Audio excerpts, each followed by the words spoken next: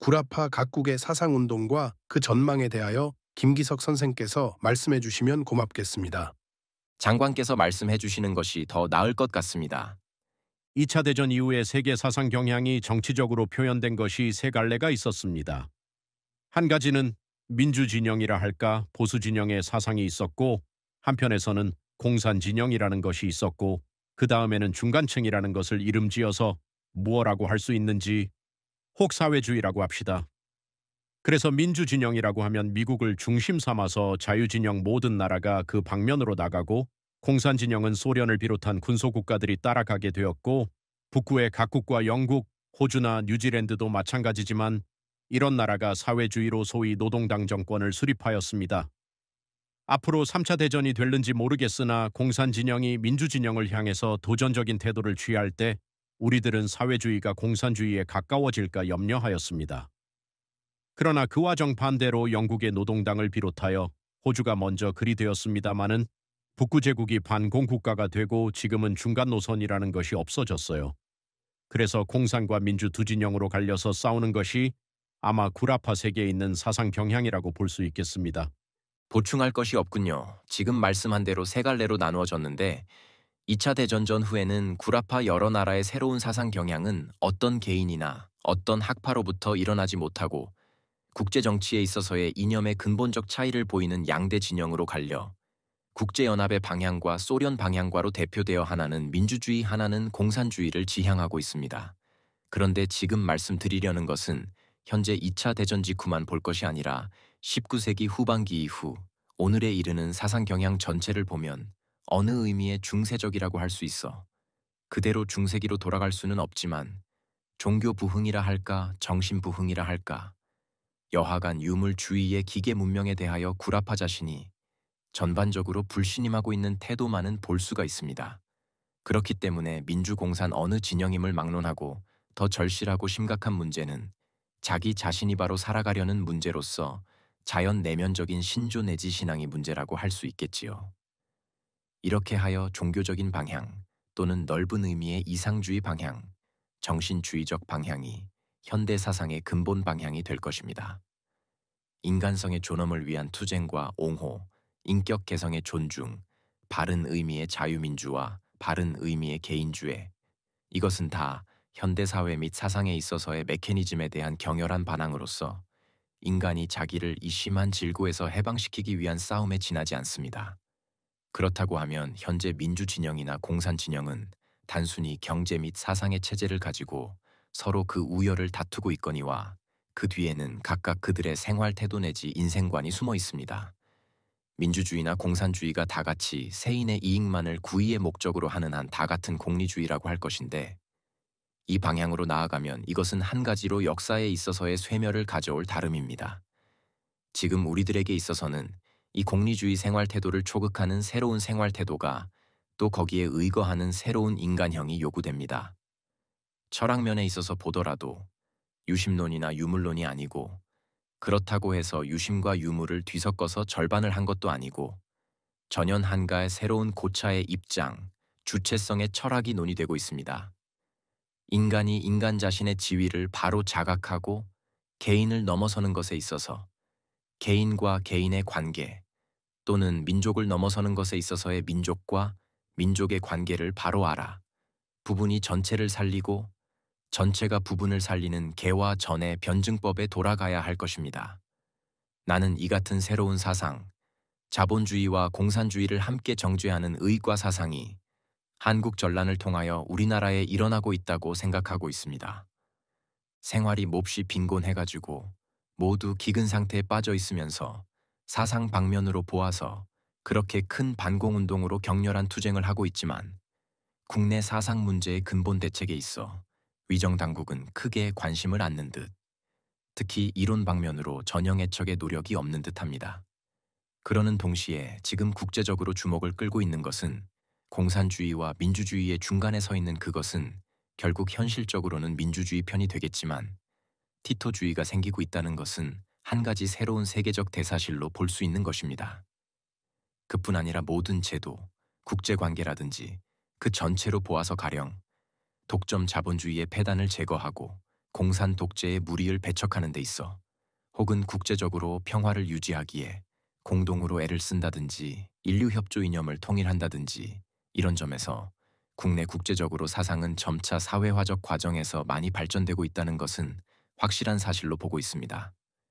이 티토주의라는 것은 유고슬라비아가 소련 위성국가에서 그 권외의 방면으로 떨어졌다는 것이 한 가지 완연한 한 가닥의 사상적 분열이라고 볼 수가 있는 것입니다. 이런 점으로 보아서 앞으로 정치적, 사회적, 문화적 전 분야를 통하여 신선미를 띠고 발전하기 위해서 말하자면 전후의 한 가지 사상적 신경향이라고 보는 동시에 티토주의라는 것은 한 특별한 노선으로서 앞으로 주목해서 볼 만한 가치성도 있다고 볼 수가 있을 것입니다. 무상 예급 독재일 당 정치 독재를 부정하고 민족적인 민주적 사회주의 건설을 꾀하는 것이니 한 가지 새로운 시험일 것입니다. 다음 사상 통일의 기본 문제로 먼저 전쟁 목적에 대한 이념적 파악에 관한 말씀을 주로 이병도 선생께서 말씀해 주시면 고맙겠습니다.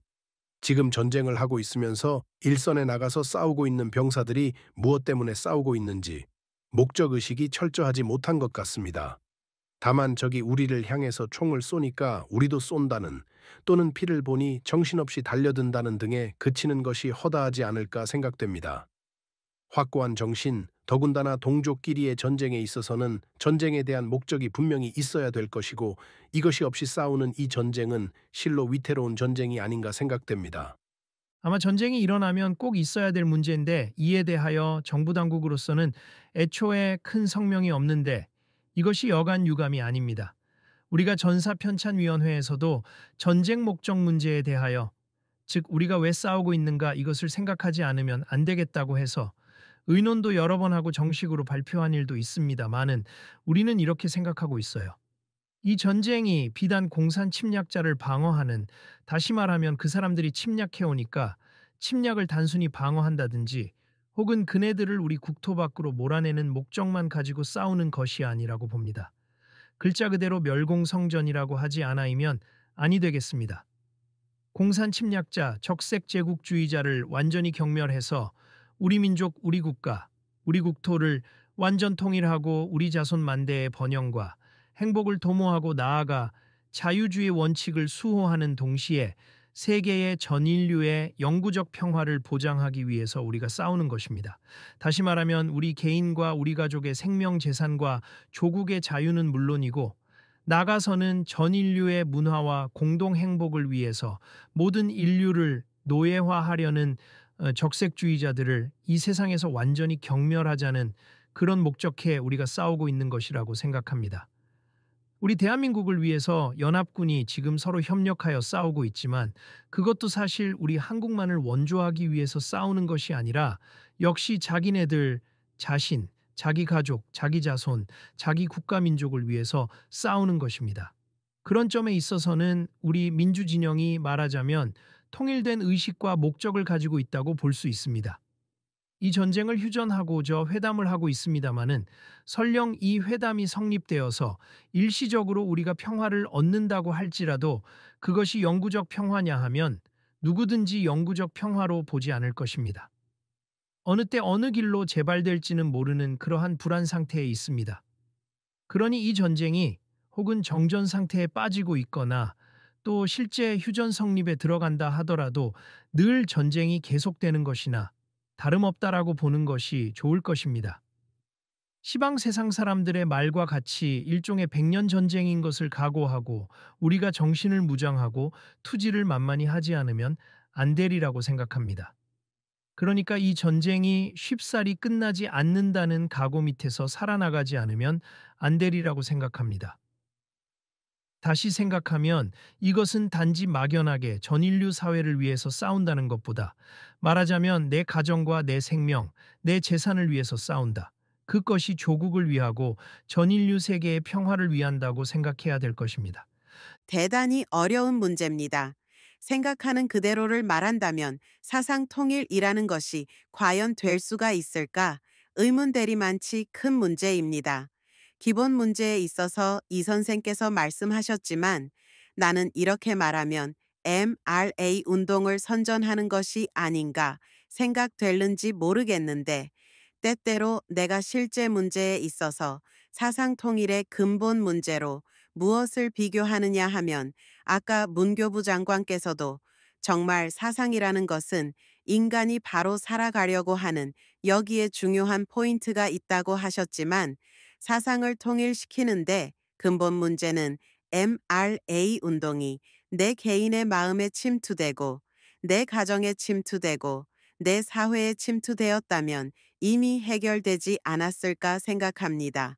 여러 선생 가운데서 MRA 운동이 어떠한가 도덕 재무장에 대해서도 생각도 해보셨고 또 노력하시는 분도 많이 계실 줄 믿습니다마는 MRA 운동이 개인의 마음속에 침투되는 여기서 사상 통일의 기본 문제가 해결되지 않을까 나는 생각합니다.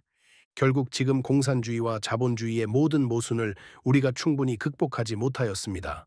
공산주의나 자본주의를 완전히 지양시켜서 새로운 지도 이념이 나와야 되겠고 어떠한 새로운 책에 있는 사상이 일어나야 되겠다는 그러한 모색이 상당히 있는 것 같은데 이 문제에 대해서 배 선생 말씀해 주시면 좋겠습니다. 사상이라고 하면 그 현실 생활에 있어서 요구라든지 희망을 가지고 앞날의 이상을 표현하는 데 있어서 필연적으로 가져지는 것으로 생각합니다. 사상의 통일에 대하여 생각하건대 무엇보다도 기성사회 절서가 안정되었다고 하면 안정된 상태를 기초로 해가지고 여기에 우리는 이 현실 사회가 어떠한 폐단을 가지고 있는가, 어떠한 원인으로부터 나타나는 어느 병폐나 불합리를 고치고자 운동을 계승하는 점에서 그 공통한 이상이 전파되고 또 운동이 일어난다고 볼 수가 있습니다.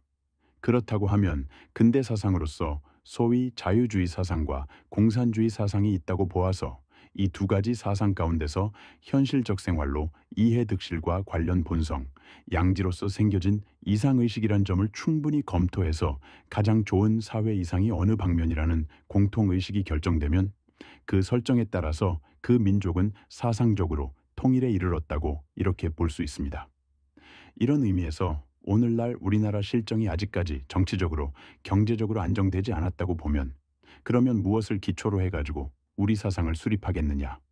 이에 대하여는 우리는 벌써 현대사회 문화에 공통한 입장에 처해 있느니만치 이미 우리 헌법의 지도 이념으로서의 정치적, 경제적인 제도 구성의 기본 구성이 규정되었다고 봅니다. 그래서 이것이 앞으로 공산주의와 자본주의가 어떻게 지향되느냐 이런 문제와도 관련될 것입니다. 우리 헌법에 규정된 그것을 본다면 결국 공산주의도 아니고 자본주의 그대로도 아닌 이상을 표현했다고 볼 수가 있습니다. 그것은 무엇이냐 하면 자본의 독점성을 배격하고 공산주의에 있어서의 독자의성을 제거한 것, 즉 자본주의에 있어서는 정치적 평등을 말하면서 경제적으로 인간을 지배하고 또 공산주의에 있어서는 경제적 평등을 내세우고 정치적으로는 사람을 노예화한다는 이런 여러 악을 제거한다는 이것이 꼭 어떤 종류의 사회라고 여기서 꼭 지적하지 못합니다마는 헌법에 분명히 드러나 있습니다. 그러면 이 이상을 평소에 선전하고 소화하여서 모든 사람으로 하여금 이 우리의 사회적 이상이 가장 옳은 것이고 합리적이라는 것을 모든 국민이 다 이해할 수 있다고 하면은 전쟁에 나가더라도 우리의 이상과 이상을 위해서 싸울 수 있다는 그 굳은 이념에 정열이 부과될 수 있고 거기에 힘찬 투쟁 역량도 솟아날 수 있지 않을까. 이런 생각 밑에서 사상 통일에 대한 기본적 이상을 세우는 그것이 전쟁 목적을 수행하는 데 선행적 조건이라고 보는 것입니다.